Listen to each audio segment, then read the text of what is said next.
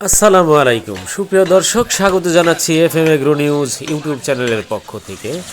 আজকে 15ই জানুয়ারি রোজ বৃহস্পতিবার চলে আসলাম গরুরি বাজার আটঘরিয়া পাবনা পাটের হাটে। পাটের আমদানি, পাটের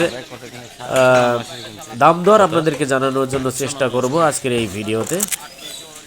তো প্রিয় দর্শক, আপনারা দেখতে পাচ্ছেন বেশ কিছু পাট কিন্তু আমদানি হয়েছে।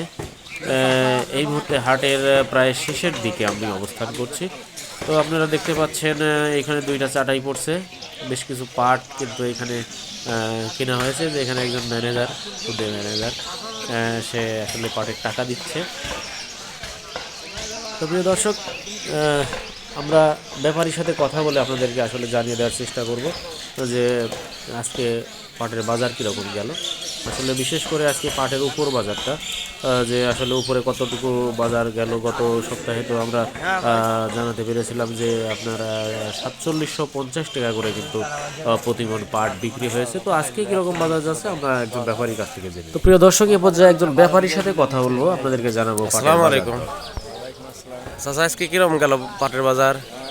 700 থেকে 900। 700 থেকে 900। যে এগুলো কি কি দাম নেওয়া বোঝাগুলি? 850। 850 মাপা নাই, এই জন্যে ধরা বাঁধা নাই, জন্যে 850 এগুলো। না দেই 700 টাকা।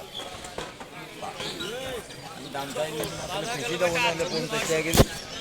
800 থেকে 900।